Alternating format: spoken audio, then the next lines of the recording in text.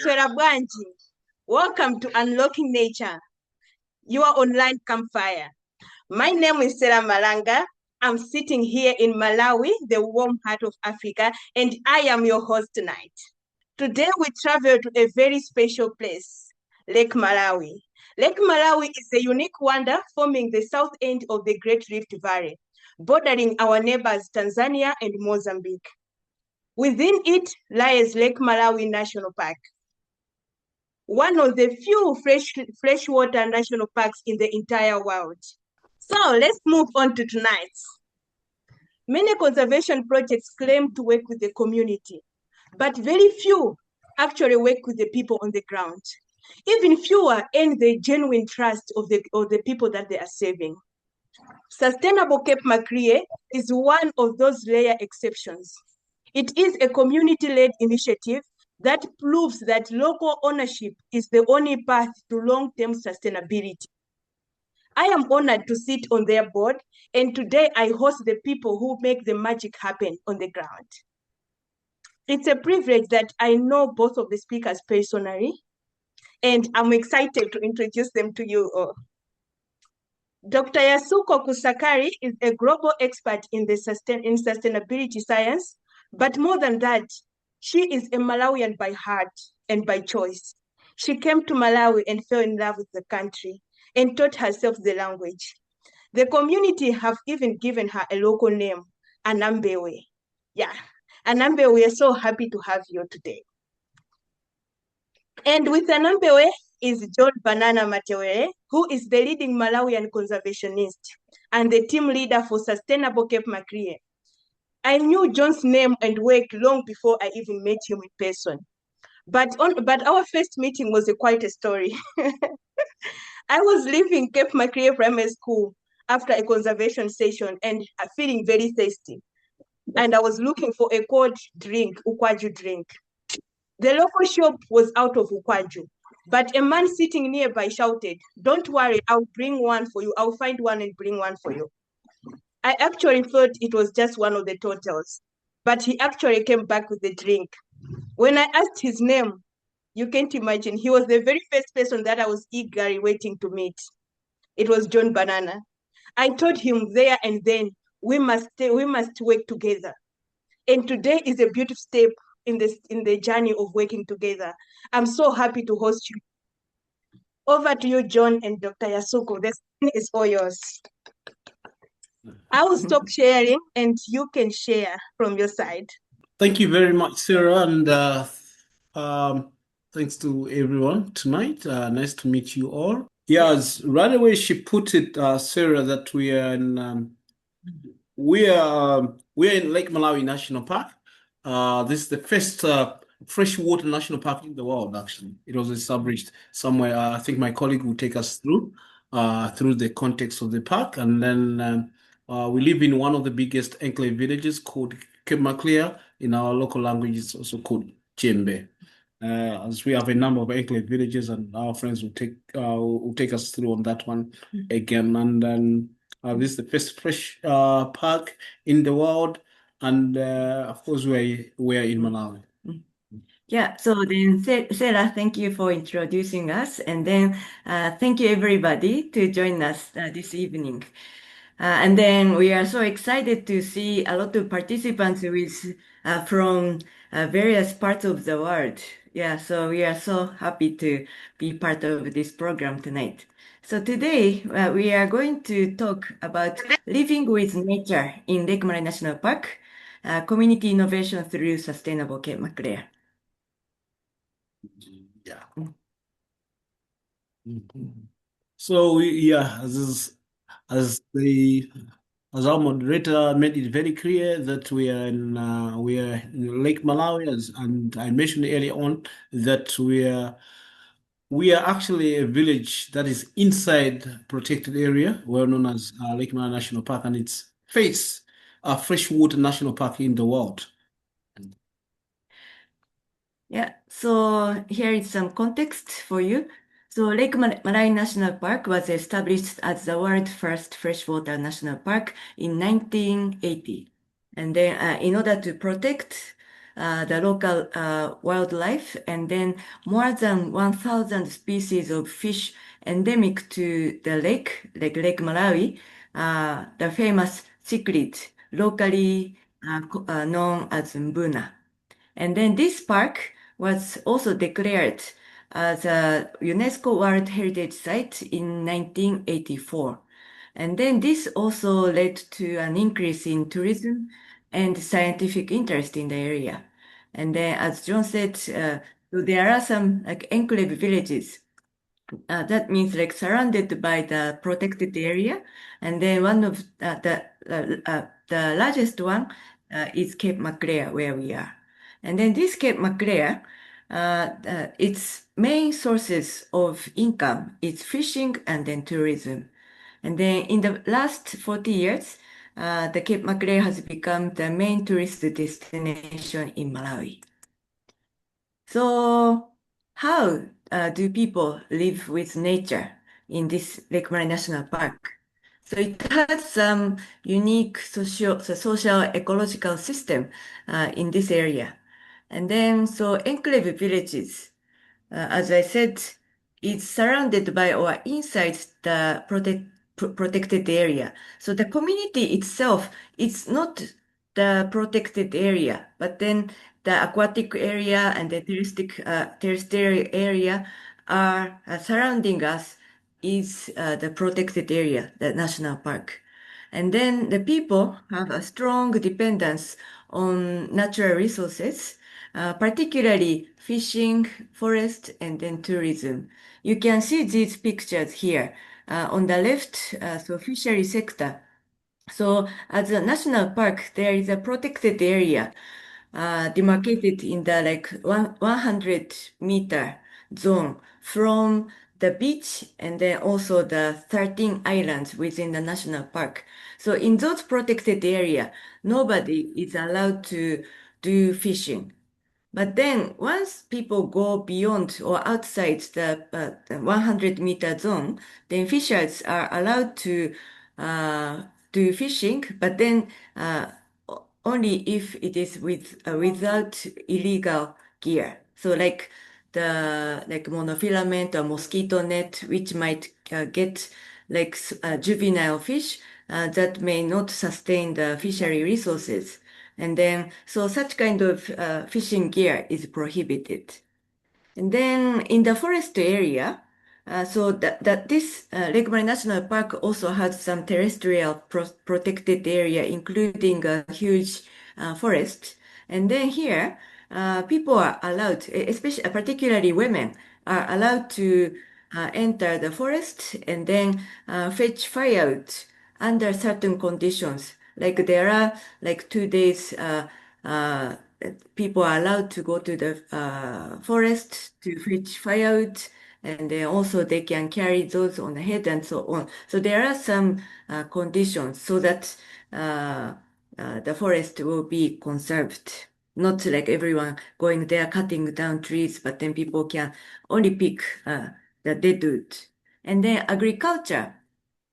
So nobody is allowed to farm inside the protected area, but in enclave villages, if they acquire the land or they own the land, then they do farming. And then also tourism. So there are a lot of tourism activities, both inside and outside protected areas.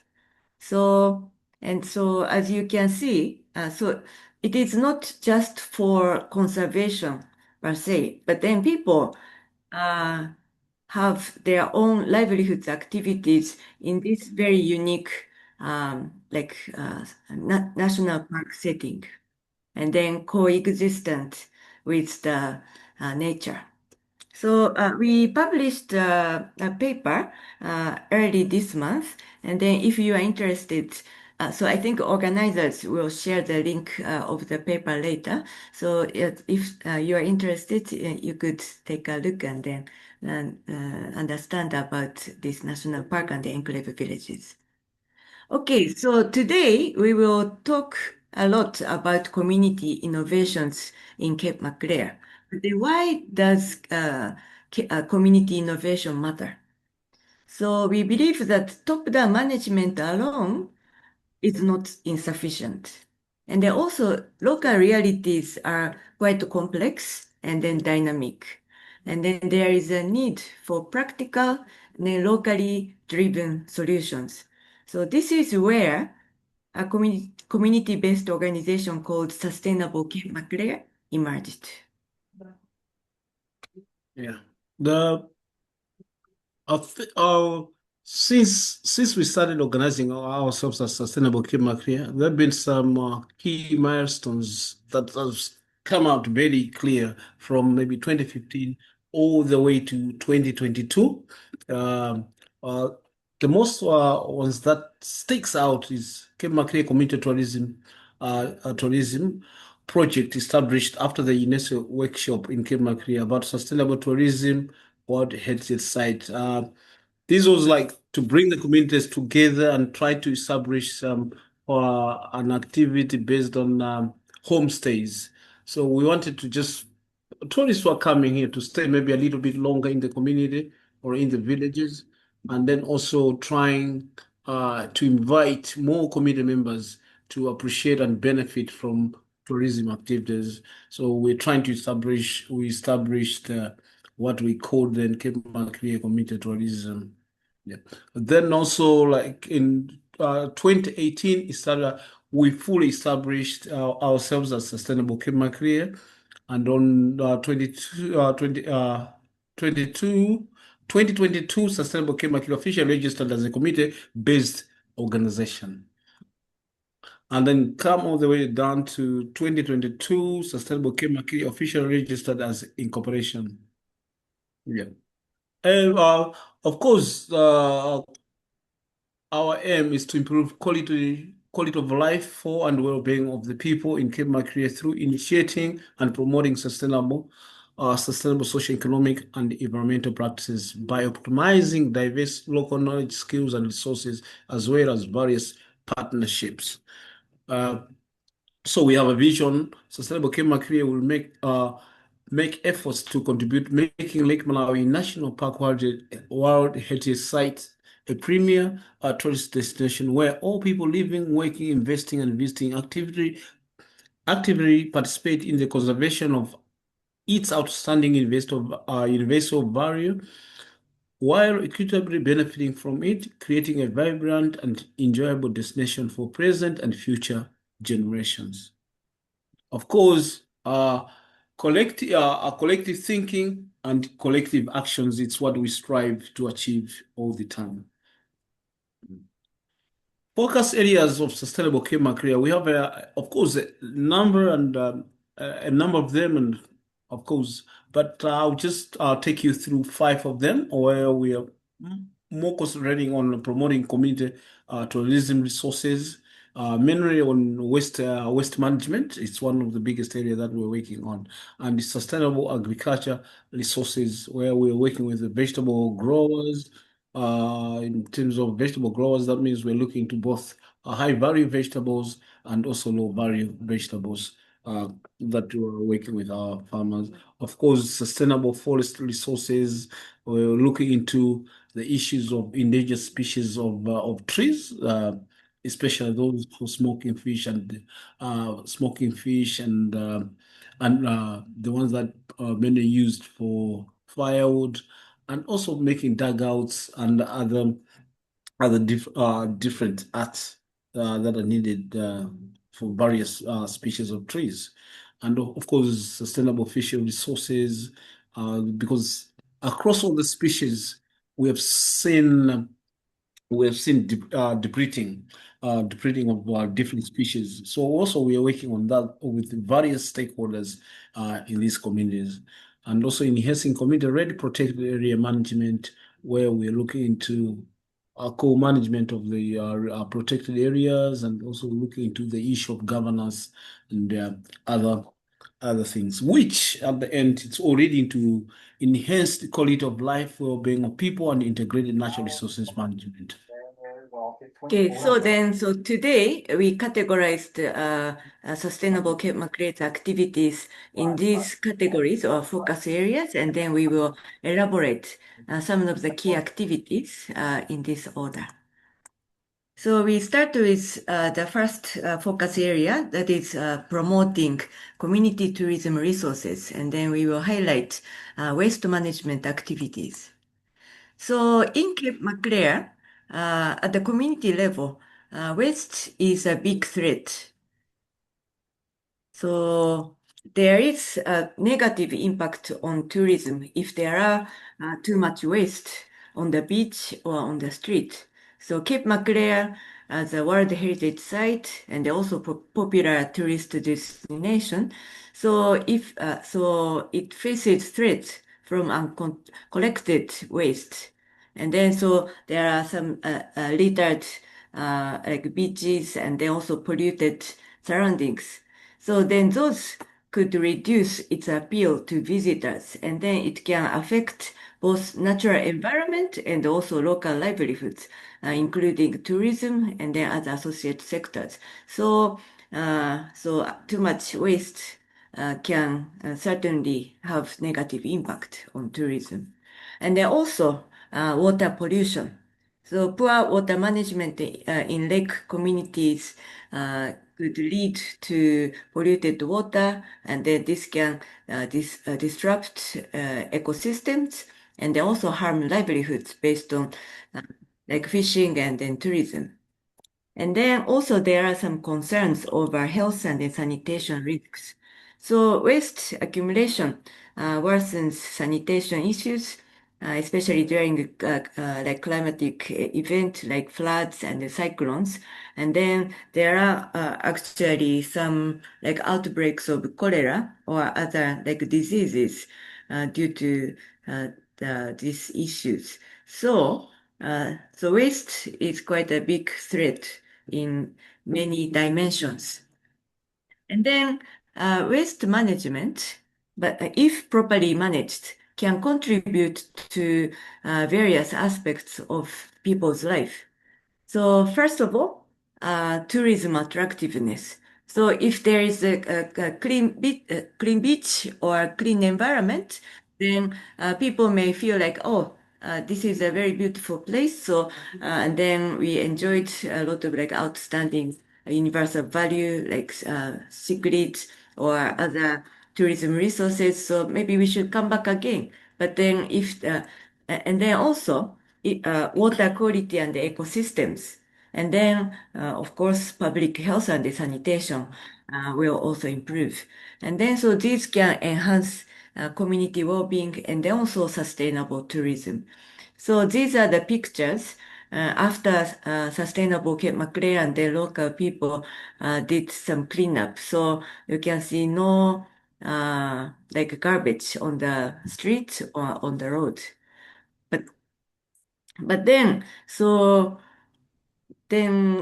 community members, Sustainable Cape Maclear, was thinking how this kind of efforts can be sustainable. So then it started some comprehensive community-led waste management systems. So there are mainly like three stages. The first one is collection stage. And then so Sustainable Cape Maclear, as you can see the picture on the left. So we have launched and then installed dustbins at strategic points in the communities.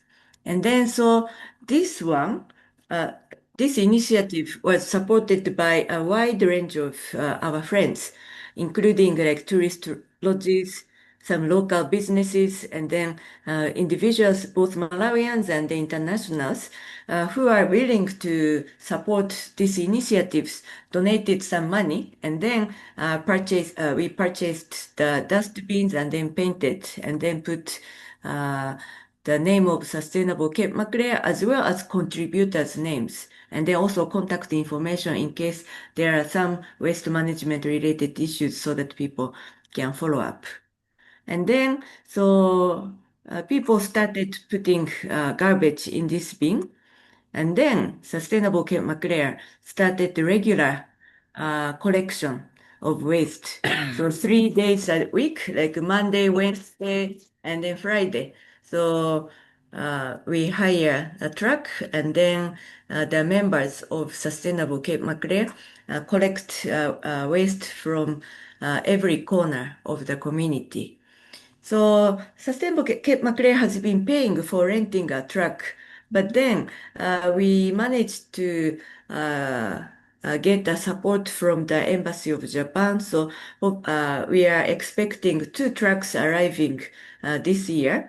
So we can start our own initiatives without renting the trucks. And then in addition, more than 30 local businesses signed on the contract for regular collection from their own business places. So, and then they also make payment so that their payment can support the purchase of fuel, and then payment for driver, and then for supporting other relevant activities. And then you can see this picture on the right. So this community has been organizing regular community cleanup.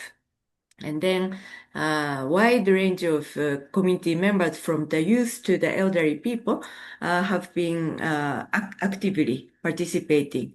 But interestingly, after the installation of these dustbins last year, last year, April, we increased the number of dustbins. But then since then, the frequency for cleanup needed has been drastically decreasing. So it seems like collection system has started working. Yeah, so then the second stage is sorting. So initially we were debating that should we start the collection after the local people sort, and then already sorted waste should be collected. But then since there was no culture of putting waste in the dustbin, so we started with the dustbin, and then Sustainable Cape Maclear members sorting all kinds of waste, and then gradually aiming at the source level sorting in the near future. But as of now, these are the major types of waste collected. So the biggest one is kitchen waste, and then dead leaves. So these are like organic, like waste. And then also there are some, there is like ash of charcoal or firewood. So these are like organic. But then also there are some like glass bottles, thin plastic bags, plastic containers, cans, papers, old magazines. And then so we divide those into each category. And then this organic waste is turned into organic manure for farming. And then others are used for making various types of recycling products. So here are some, so the third stage is recycling. So here are some samples or examples of the recycled products in Cape Maclear. So these are made from bottle tops and then local clothes called chitenji. So this can be used as like pot mats for pot or some interior. But then also some group of people recycling paper and then making paper products, including postcards and then bookmarks. So this group called Paper of the People. And then we also work with the group called Catch the Fish Foundation. So Mr. Shakespeare here mobilized some children who are interested in making old magazine recycling beads. And then they make necklace and then earring and other accessories. So then, so they put this Catch the Fish Foundation because he believes that not giving fish, but then how to teach how to fish is their concept. So not like begging and then seeking some money from tourists, but then if they participate in these activities, they can earn, they can get some profit, and then this group buys the school uniform, and then some stationery, and then other items for these participating kids. So they participate in these activities late afternoon after school or over the weekend. And then also there is a new addition.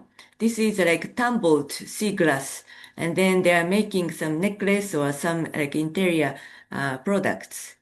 And then all these products are collected and then sold at the recycling shop. So there are some shop ladies who are also making some like mats or other cloth products, but then also they sell some products.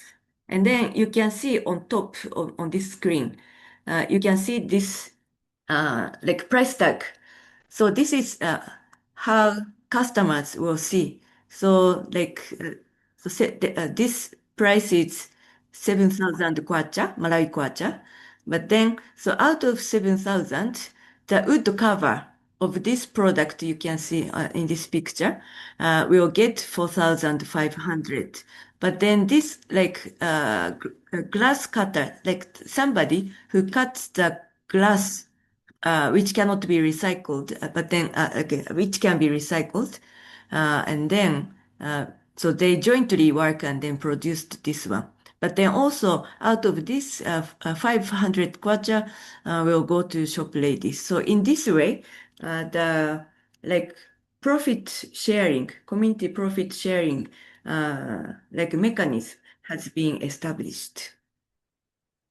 Okay, so apart from waste management, there are also other initiatives for promoting community tourism. One of the example is collaboration with the Tour Guide Association.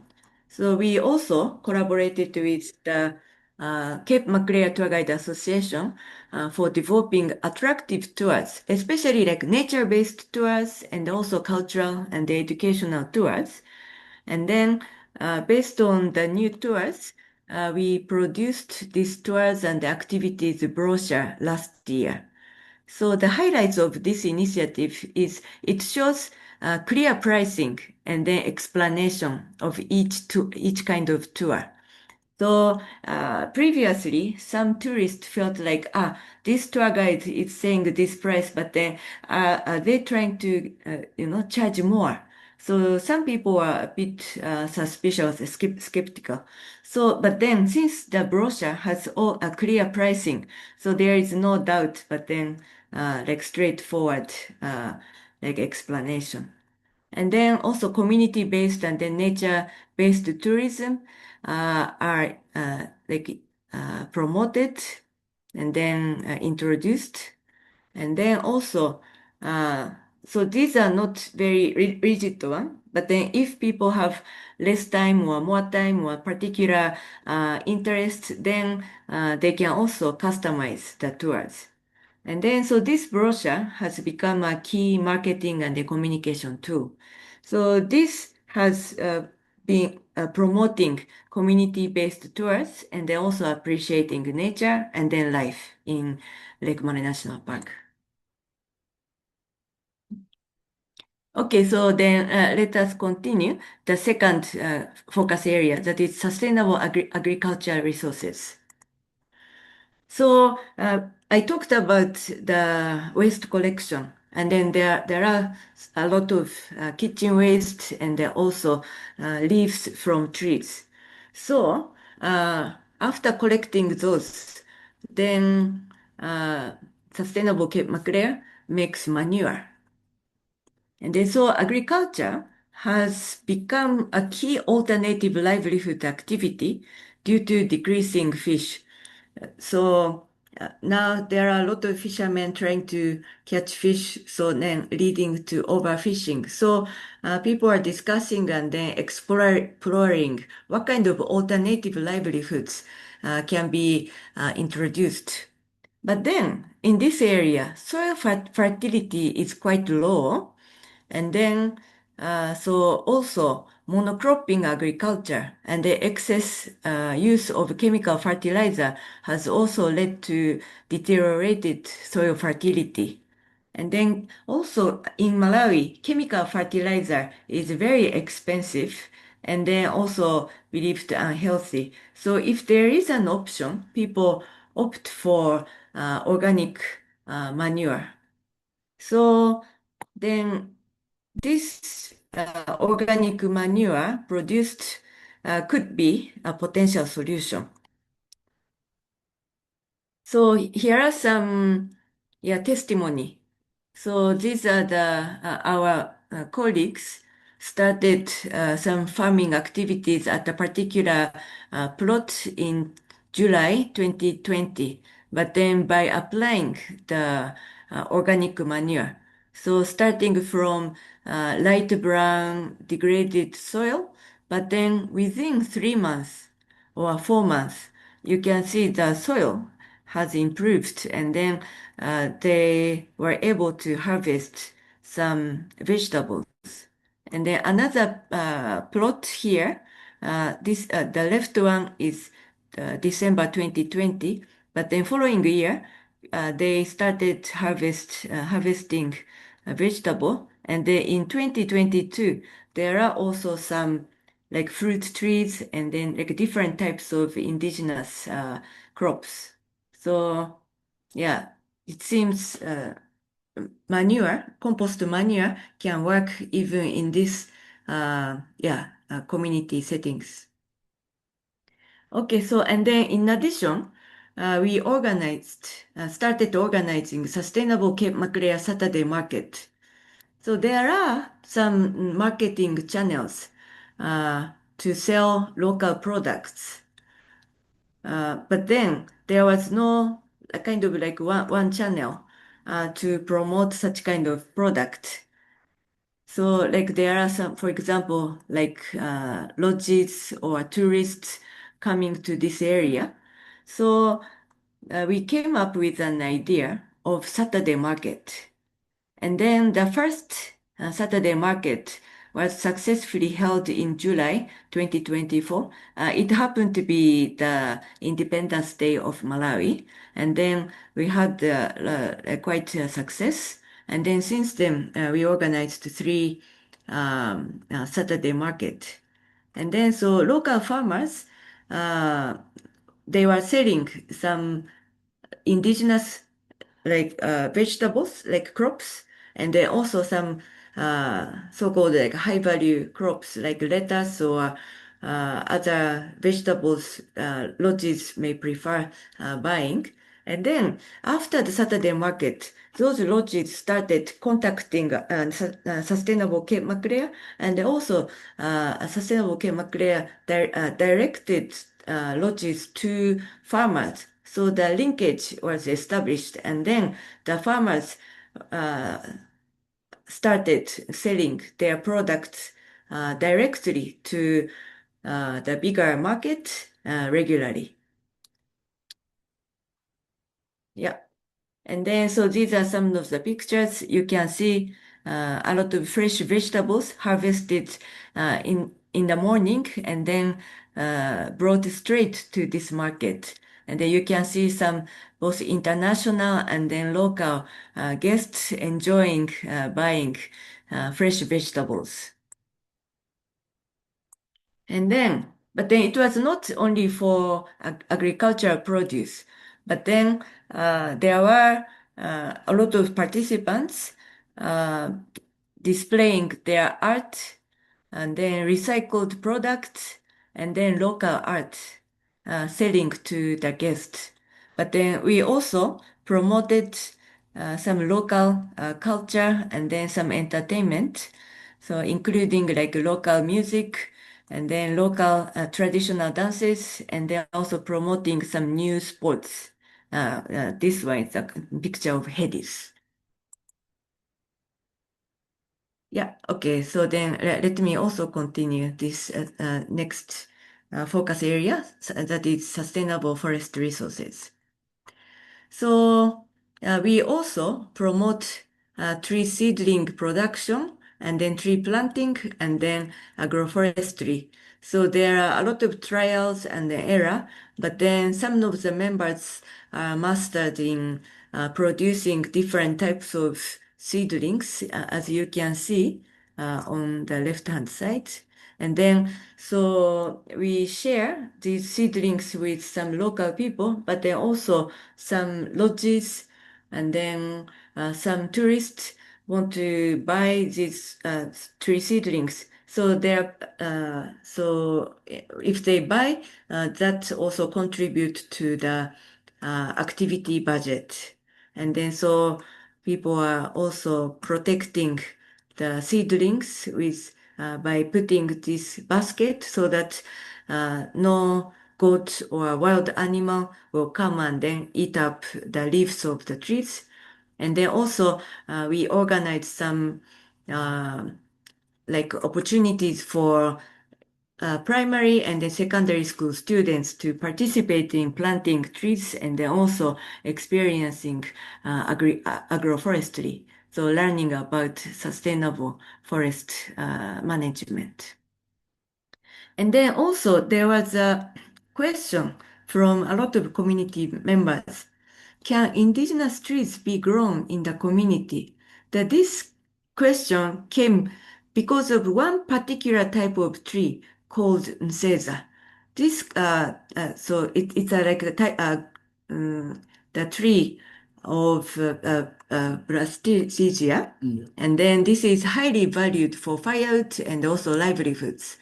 But then a lot of community members try to get the seed and then plant, sow the seeds, but then nobody was successful in germination. So then receiving this question, our members, so Sustainable Cape Maclear has some like local innovators who are specialized or who are really good at tree seedling production. So those members made a lot of trials with different type of soils and also light condition. So then this led to, from like this made impossible to possible. So now in Cape Maclear, Nseza can grow under certain conditions. And then Sustainable Cape Maclear started producing the seedlings.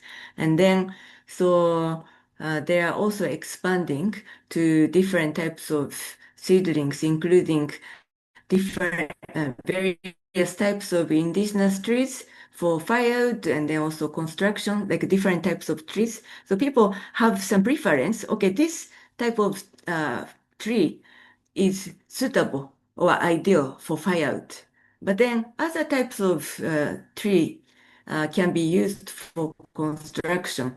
So based on the needs, then they are producing a wide variety of tree seedlings. But then also promoting tree fruits for the sake of nutrition, but then also income generation, and then also medicinal trees. So these have led the forest conservation linked to livelihoods and then well-being. Yeah, the fourth resource is fisheries, sustainable fisheries resources that we'll be discussing with you. As we have I mentioned earlier on that there's declining fish catches and there must be a response from the community. And as Sustainable Cape Maclear, we've been working with the various stakeholders in terms of the response itself. Causes of declining fish catches. Of course, it has been population growth as usual, which is rampant and common in Africa. Use of illegal fishing gears, overfishing. Of course, the community response need for sustainable fishing practices. It's what we are promoting as of now, and also community initiative introducing of artificial fish lives or habitats near to the community or near the shorelines, which is these artificial fish lives are well known in our local language as chilundu. Yeah. So there is just an outlook on some of the materials that are used. These chilundus, these chilundus mostly the habitat of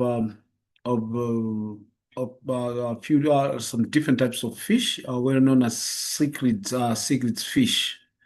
So materials that are being used to construct these chilundus are mainly old dugouts, maize hussicks, rocks, some tree branches, especially mango tree branches. These are the most common used tree branches when we are constructing these chilundus.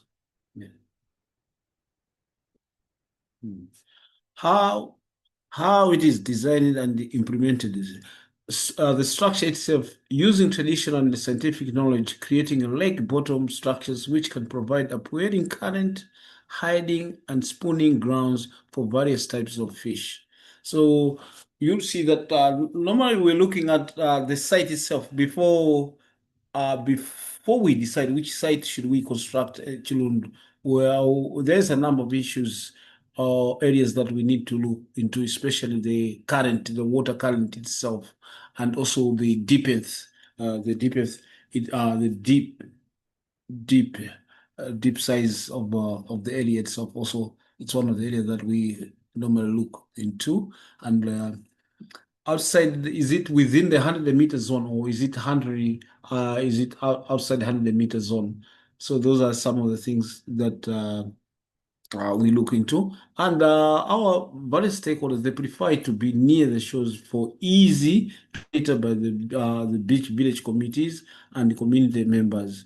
And also, is it close for like vulnerable households that, the single parents households where maybe they're just children's or children's own families, so that the distance itself should be closer to the community, so that it enables the children or maybe young people to at least just get a canoe and do some fishing activities for their household survival.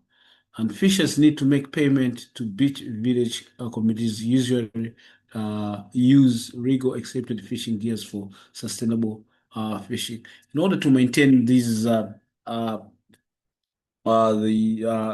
fishing artificial reefs, for the BVs to maintain them, they need at least some small budget. So we have actually linked them with the tour guides and some divers within the area, so that they can bring their tourists there for fishing demonstration and other things, so that they can also earn something themselves. Results and local impact: increased fish abundance around Chilundu, improved local catches, reduced fishing pressure in surrounding areas such as the islands and other places, strengthen community stewardship. Um, Selling fish rights in Chilundu could generate revenue for the village.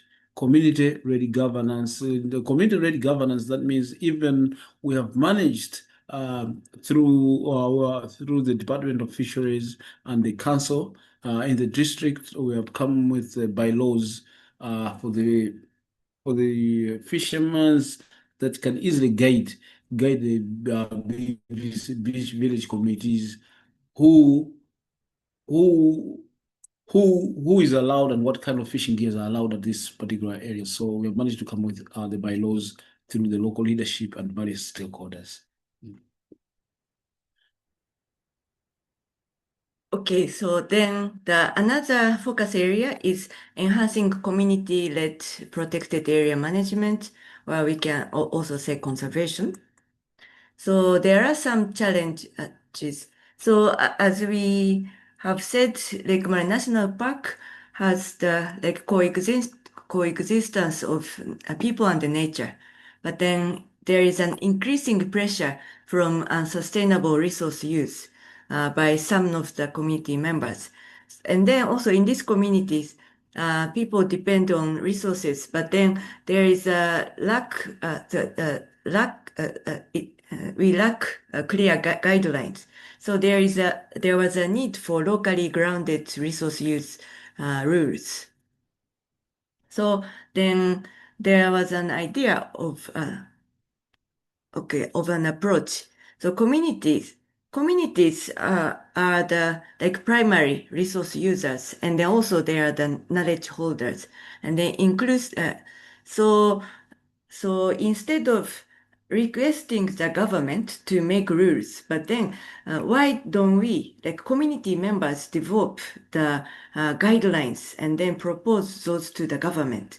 So then inclusive task force was established, consisting of members of Sustainable Cape Maclear Beach Village committees, Village Natural Resources Committee, and then tourism stakeholders. And then there have been a series of dialogues surrounding Lake Malawi National Park. So since 2024, there have been dialogues and then identifying what kind of resources are available, what kind of benefits or challenges exist, and then also what are the roles of stakeholders. And then so some key points have been co-developed for guidelines, co-developed by community members. And then so outcomes. So the community representatives were able to submit the key points to the government, the Department of National Parks and Wildlife, and then Lake Malawi National Park. And then they were quite happy to see such strong community initiatives. So currently, with strong collaboration and support from the government, the draft guidelines are being developed jointly. And then so we intend to validate and then get an endorsement so that we can, or the people in the communities can start implementing and then monitor the progress. Yeah. So now conclusion. So we have been talking about the major initiatives Sustainable Cape Maclear has been part, but then we are summarizing what makes Sustainable Cape Maclear unique. We consider that so Sustainable Cape Maclear goes beyond sector and also go beyond village boundaries. Unlike some government defined or sector-based committees within a particular village. But then, so through such kind of a flexible platform, there are quite unique and then dynamic movement. And also integration of livelihoods, conservation, and the resource systems. And they also diverse actors are working together. So we have a lot of local members, but then also some Malawians who migrated or who joined from other parts of Malawi, but then also we have some international members. And then also continuous exchange of knowledge, skills, and idea, also triggering new ideas and then new activities. And then also all the activities are adaptive and then community driven, and then bridging local practice and then external partnership. So we would say this is a community driven platform that integrates people, nature, and the livelihoods. So here is a summary of the interlinkages. So you can see Sustainable Cape Maclear community platform on the left. And then, so these are some of the key activities we talked about today. And then you can see Like, for example, waste management is linked to tourism, agriculture, and then conservation. So similarly, all these activities are linked more than two sectors. And then all these are leading to enhancing quality of life and well-being, and also stronger community. Community innovation for living with nature. You see that conservation and livelihoods are not opposing forces, but interconnected realities. And community-led initiatives can translate local challenges into practical solutions. A third, integrating sectors, waste agriculture, fisheries, tourism creates a stronger impact. Co-creation between local actors and partners enhances both knowledge and action. Collective thinking and collective actions. Thank you very much. Yeah, thank you for your attention. Wow. Thank you so much, John and Yasuko. You can see a lot of people are clapping, their reactions there, some loving reactions. This was a really interesting talk, I should say. One thing that I liked is each and every solution that you have, it has an enterprise to it. It's generating something for sustainability that I really like. And also, one thing that stood out most for me is when you realize that there were a need of rules, you didn't go and sit down with the government to make rules, but then you said, no, we need the communities because these are the people who have the knowledge and these are the people who have solutions. That's a top notch for me. I really salute you guys for that. And as we wait, I would like to ask our audience, if you have any question, please raise your virtual hand and I will call up you to unmute and ask your question. Yeah, so just one question from me. When you started this, like, I want you to share your experience during COVID, because I know it all started working during COVID. How was it like? Because I know you're doing a lot with tourism. How was it like during COVID? Yeah, during COVID, yeah, it was tough because as you all know, this it's a tourism area. Of course, it's fishing and the markets were closed and lodges were closed here, so it was really tough.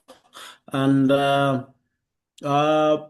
then we had to bring in together like football players, especially football. It's one of the very common game here, which involves everyone. So we had um, we had to bring in one of the solutions. By then that we had to start vegetable gardens. So in these vegetable gardens, we had to invite the footballers, both boys and girls, and then at the very same time, we had to invite players in the tourism sectors, who happens to be some tour guides and also Julie Serras and all that. We came together. We're trying to solicit some funds that we could maybe get food one off, like get food and start distributing to various community members. But then I think me and my colleagues, we went like, okay, it'll be food and then it'll be one off. What happens if all the trucks now will not be allowed to be moving? How are we going to get food? Then we said, okay, why don't we just start farming? Then we started farming ourselves during COVID. So we are distributing vegetables like maybe every second day. We started distributing vegetables to various community members, especially the elderly, the tour guides, maybe in short, those who lost jobs by then or businesses. So we started. That's how we survived around that time. Yeah. Thank you so much. That's very interesting to see how you moved into farming and helping out the family. That's quite interesting. I see we have a lot of positive comments in the chat, and people are saying that they have seen the dustbins. And one of the people said they have been to Malawi, they have been to Cape Maclear like few years ago, but they can see the change in the pictures. We face very, very similar challenges. We also have the cichlids, although they're different. So it's actually a really, really valuable talk. My question relates to the Chirundas. We have quite an issue with like tires, and there's no easy solution for getting rid of tires, and they just end up being burnt. And so I've seen it done in the marine world, but I was wondering to get your opinion whether you think kind of bolting tires together to make almost like an artificial reef would be a potential option. That one, I would maybe I would take the tires more into recycling rather than constructing something underwater, because for them, I think they are not biodegradable, if I'm not mistaken. That's one of the issues. So I wouldn't advise somebody to dump them underwater, because that might be a threat, or we are already littering in the water. And yeah, knowing the species of Lake Tanganyika and the similar species to Lake Malawi, though I haven't like it has been a long time since I've been to Lake Tanganyika, but yeah, I wouldn't say we should use the tires for chirundus. No, I wouldn't advise that one. No. Okay, great. Thanks. Russell Tyra has been making lots of comments. I would like to give him or her an opportunity to ask. Russell, would you please go for it? If you're able to talk. Thank There you. we go.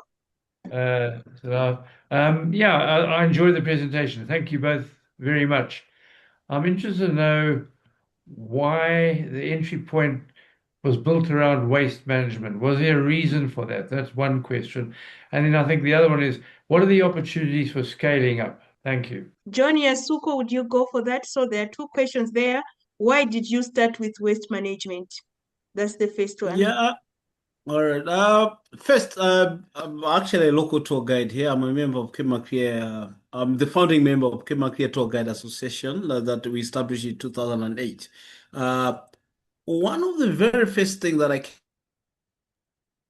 across to, like a complaint from the tourists themselves, it was waste everywhere. Sometimes we could when we were doing the village walks, village tours, and also maybe just walking along the beach, it was more like a mess. Okay, yeah, as I said, my background is I'm a local tour guide in Lake Malawi National Park, and then and also a founding member of Cape Maclear Tour Guide Association. Uh, One of the issues that were emerging, or complaints from the tourists themselves, it was more like waste everywhere. We don't have it, but then we didn't have a proper designed areas for waste. So it was now and again. Then it's one of the areas that I felt, okay, why don't I start something to do with waste? That's how maybe the entry point it has been waste. Yeah, the room of the scaling up is there. The idea we are now expanding, or we're planning to expand to various enclave villages, because we have five enclave villages. So the idea is also to expand to the other areas. But before we even expand, we just in Cape Maclear, we need actually to upscaling itself, because now we have only about 35 dustbins around, but I know for sure we need about 100 to 200 dustbins so that we can work effectively, and then our impacts can be highly appreciated and be seen. Yeah. And then may I also add something to the first question? So since some of you are attending from the big cities in Africa or outside of Africa, so I think in some of your cities there is a well-established government waste collection system. And in Malawi also, in big cities, there are waste collection systems. But then in Cape Maclear, which is a relatively small, it's not even city, but a big village. So there is no government waste collection system. So if people don't do waste management activities, then nobody would do. So I think that, so in such kind of circumstances, people decided to initiate like waste collection activities on their own. Thanks very much. Dr. O, do you want to unmute and ask your question? Thank you, Silla. It was most amazing. As you hear, my cell's going crazy. My students have to jump off now because they've got an earth science quiz starting at 8. They're a Oh, bit late. But that's how it goes being a student. I don't envy them. But anyway, I would like to congratulate you guys on this amazing project that you've got. I'm an environmental educationist at heart and a lecturer at Tshwane University of Technology for the Department of Nature Conservation. And I'm training hundreds of students in this field. And tonight actually opened their eyes to see that it is done and it's done well. I would like to also say you have incorporated the heads, hands, and heart so well in your program. And these are the 3 H's I'm promoting. Also concern, caring, and commitment. And you guys are 100% committed. And I would love to see you at Malawi. That's if I can get there myself with budget.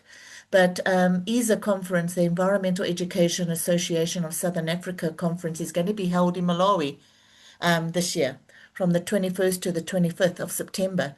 And your paper or your project is going to be a hit if you can get there and present it, because it's networking and you'll actually see there's a lot of people who've got the same passion that you have got.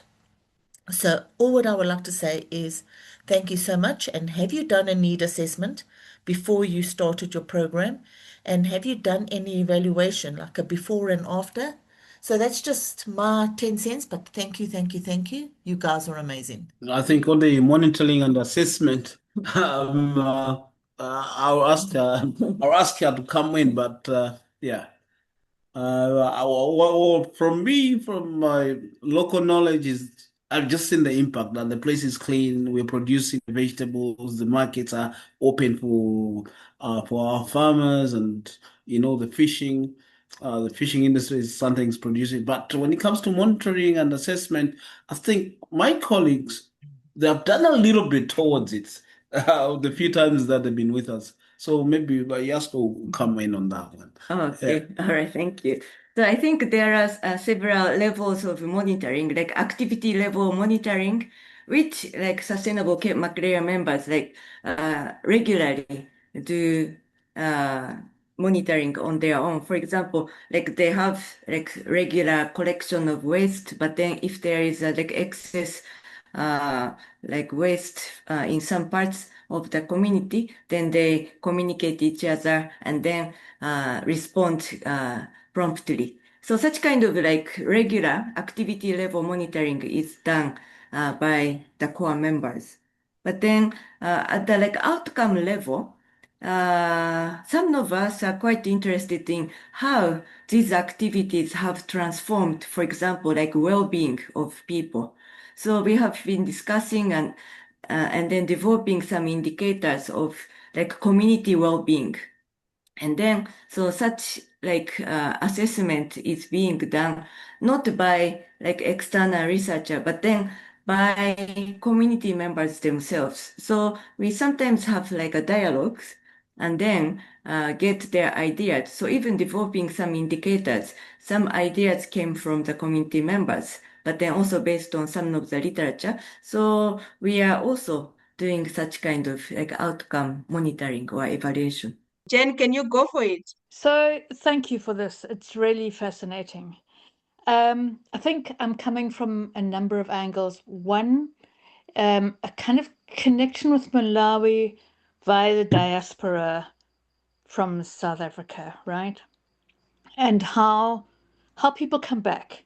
The whole question of coloniality and decoloniality, and how do people come back to Malawi in these when with the success of the kind of programs you're running?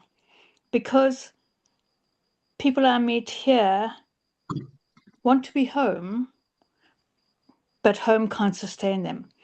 And I'm holding this with a similar kind of experience of projects in South Africa, where communities have been able to do contextually appropriate work like this, right? Make the area work for them. And so it draws back those who have left out of economic necessity. And then suddenly you get a whole lot more people coming in.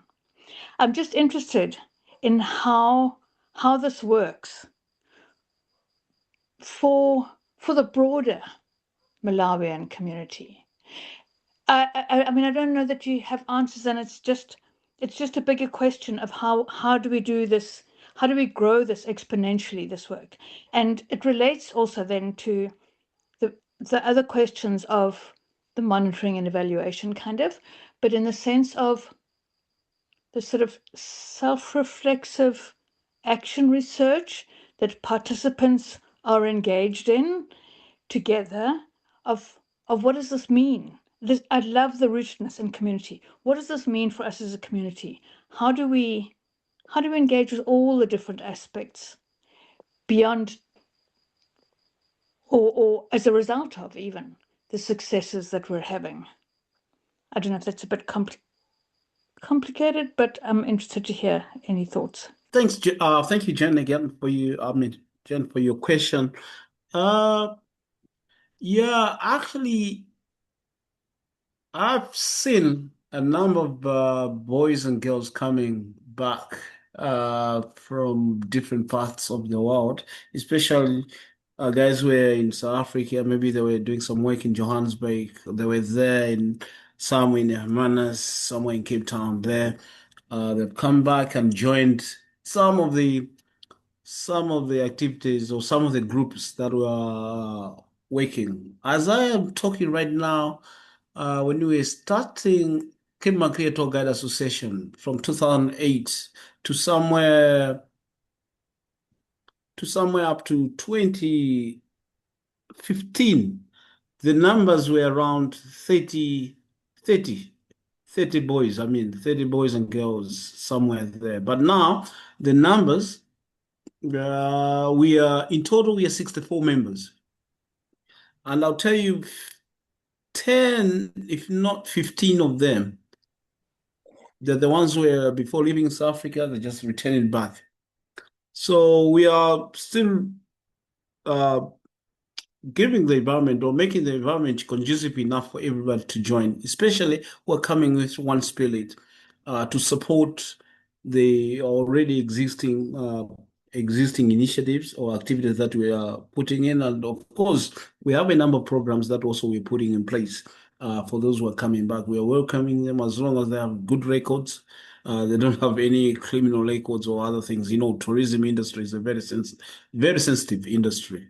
So I would say for those who are outside, I can assure them that once they'll come back in the name of making sure that they're there to look after the nature that supports us every day, our everyday's life, and also at the very same time, they're honest to themselves and honest to the community, they're all welcome. Yeah. So for the monitoring, again, I'll leave it to her. Monitoring of Evaluation of this. Yeah. not like the previous question. Yeah. So could you repeat the question regarding the monitoring? Well, okay. So thank you. Thanks for your answer. Also, I'm just connecting this to the broader sort of socioeconomic issues, right, of the region, as they relate to this really important work you're doing of how do we take care of people and earth together, right? So what I'm just wondering is if you have got in place some sort of participatory action research kind of reflexive monitoring, the way people are looking at their own work and their own growth as participants in this project is really what I'm just, if it's something that you've considered. Yeah. Okay. I'm part of Sustainable Cape Maclear, but then also I'm part of research project on integrated natural resources management and sustainable community development in Lake Malawi National Park.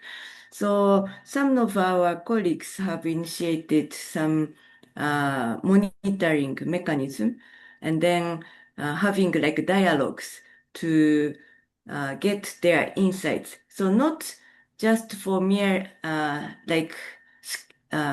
scoring of the the performance, but then how the community members feel like we have done to what extent, and then how they can still make an improvement. So as a tool for discussing and then realizing their own progress and appreciating their achievement. So there is such kind of mechanism as well. So there is another question from Emmanuel Ngumbi in the chat, who is asking, how do you integrate ICT into your sustainable tourism operations?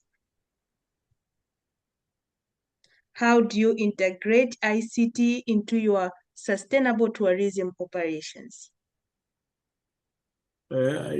Yeah, and I think our colleagues who are in the mainstream tourism, let's say I as a local tour guide, rely much on the lodges when it comes to internet issues and other things. So, but I think it's one of the areas that our colleagues, I think the new executive member of the Cape Maclear Tour Guide Association is seriously looking into it. I don't know how far they have gone with it, but yeah, it's something that we are trying to incorporate in our activities, especially here with the Cape Maclear Tour Guide Association and other various stakeholders. That's one of the areas that they are looking into. But personally, I haven't really gone deep into the ICT and sustainable tourism operations, but I'm sure it's one of the very emerging areas, or I know my colleagues are already looking to AI. Is it AI and AI in tourism? They're already looking into how best they can incorporate that in the industry. So, but if Emmanuel got any sort of ideas how best we can also incorporate the ICT programs into sustainable tourism operations, you're welcome to sustainable work with us, partner with us in Sustainable Cape Maclear and with the youth within Lake Malawi National Park. All right, there is another question from Lloyd Konjingo. He's asking, I understand the waste are not only generated only on that side, but also upper stream. My question is, how do you cope up with that issue? So the waste is not only generated in Cape Maclear, but sometimes they come from the upper stream. So how are you coping up with that? Yeah, as I mentioned, that it's a question now of scaling up, and then we are going into those. There have been some calls, even we have heard a number of invitations from various local leaders inviting Sustainable Cape Maclear to start our activities in those upstreams. And yeah, that's one of the areas that we're working with. We've already started working with already existing structures on the ground in those uplands. And also, we know all these waste end up in the water, underwater. So it's also we're working underwater or underwater cleanups. It's one of the areas that we are now trying to promote. So I know working uplands there, it will be a very big thing and also important thing for us. So we're there, we're going there. We already have some clean warriors doing some work there on the ground. Yeah. As a host, I have the chance of asking one last more question. So what are some of the challenges? I know you're coming up with the solutions and everything, but what are the challenges that you're facing as you're coming up with those solutions, if any? Yeah, of course, that's a lot of challenges. Uh, as as we have said, we're just putting some of the systems in place, and then when you're trying to introduce some systems in place, that requires a lot of resources. So maybe that's one of the areas that we're seriously working into. But I think gathering the resources as we are putting into the systems, I shouldn't say is a big challenge. Simply as when you closely look at in our activities, there's a component of um, uh, an entrepreneurship or an enterprise. So hopefully in the long run, maybe in 5 years' time, we should be able, or the systems, they should be able to finance themselves. That's what we're aiming at. And maybe sometimes just to reach people there, like communication, or when we're doing some art, or we want to do as much as we can to reach everyone with different messages, different. Those are some of the challenges that we're facing. So maybe outreach programs and how to design these outreach programs. Those are some of the areas that we are looking at. Also, the challenges. Uh, Maybe we're not enough as Sustainable Cape Maclear members. We have a lot, but we're not enough. Especially, we are lacking those with different skills, members or co-members with different skills. Those are the ones that we are lacking. So maybe capacity building. That's one of the areas that we are facing. Is there anything that you'd like to say before we close from your side? Yeah, I mean, we're very excited to meet everyone here, and then whoever wants to join our vision or our initiatives, feel free to join. We got our volunteership programs. We got a number of programs. We do have activities almost every week. There's activities like conservation activities, or maybe working in the fields of agriculture, working with the uh, actually inside the park itself with various stakeholders. So feel free if you have questions or you want to join us. Feel free anytime. Yeah, you're all welcome. As we said, it is quite like dynamic and then unique organization, which consists of different people with different backgrounds, both like locals and then internationals, and then a lot of ideas are coming in and then new ideas coming out. But then I think like leaders in conservation, leaders for conservation can may have a lot of like similar experiences or like different types of skills and then technology or like ideas. So we would be happy to continue this kind of like discussions, exchange of ideas, and then co-create more actions. So again, thank you so much, and then hope to see you again. Thank you.